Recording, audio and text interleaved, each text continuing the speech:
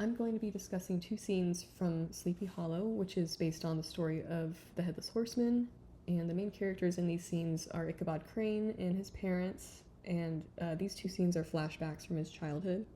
So in this first one, the first thing I noticed is the setting. It's very brightly lit, it's sunny, the sky is very blue, and the flowers on the trees are bright pink. The grass is really green, so it's a very colorful setting. Even her dress is purple, and she's wearing a blindfold, which I feel represents her innocence. The character is wronged later, but she's an innocent person. The mood is, it's light, it's playful because she's spinning around here. And here, Ichabod approaches her. Looking at their clothing, it looks very 1800s. Even the house in the background looks outdated, and maybe it's like the East Coast. She kneels down here and kisses him on the cheek, so that shows that she's a safe person to be around. She's eye level with him, even looking up at him a little bit, and he gives her flowers, further showing that she's safe and he trusts her.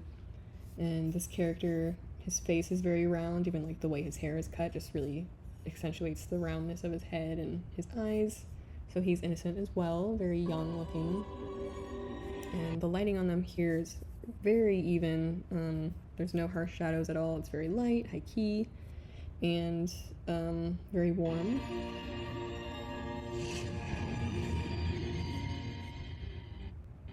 So in the same scene, they're inside their house. There's this fireplace. We can see that, the walls are made of stone.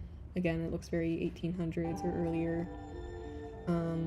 And there's this fire going, which is like physically warm, but also, it looks warmer on her as well. And she's framed by this round fireplace, and even framed by the cut of her dress. So this character, she practices white magic and witchcraft, and I guess this symbol represents healing and protection, which could be foreshadowing to later in the story where they need protection and healing. And the father, he's a religious figure who's very against witchcraft. So we see him approach, and he's very unhappy that she's drawing this. He looks disgusted. There's no color in this framing right here. And we can even see this cross kind of looming in the background. Same scene, same flashback scene. So Ichabod's mother is comforting him during a storm, and looking at the furnishing, looks very worn, outdated. Looks like maybe they're in an attic, where the walls are very worn, it's really old. And again, this cross is just kind of looming over Ichabod's head, similar to his father and his beliefs.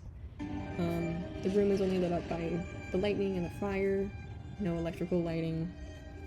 I like this shot a lot because she's placed between the cool lighting coming through the window. There's even this cross shape, and the shapes are very square and pointy. And then this fire, the rounded fireplace in the background, which is warm, so I feel like it represents her and Ichabod. And this window light represents the evil father, just kind of looming over her shoulder. And he even pops up in the background. He's only lit up by the harsh lighting from the lightning. So in the second scene, it focuses more so on the father, and the only colors here are red, white, and black. So red being more of an evil color, and there's lots of pointed shapes here, which represent evil as well. We see him from a very low angle. We're looking up at him. He's looking down at us. He's walking towards us in a very threatening way.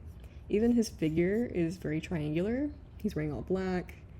Again, his clothing is outdated, and even his hairstyle shows that maybe he's an important figure.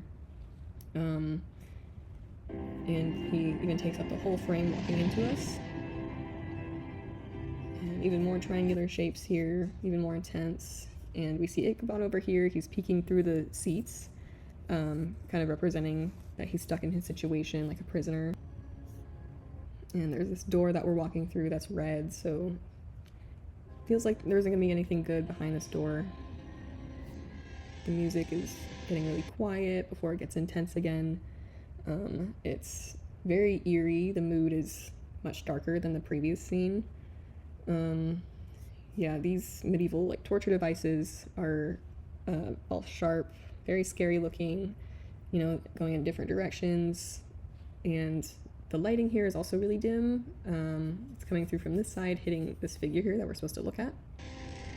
The colors here are only like black and gray, even more triangles. I feel like the lighting on his face here is really interesting because he's completely split. Just maybe showing the dynamic of his parents, being dark and light.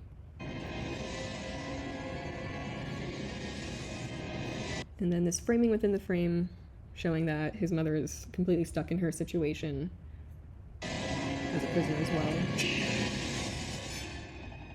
And now again, the colors are red, black, and white.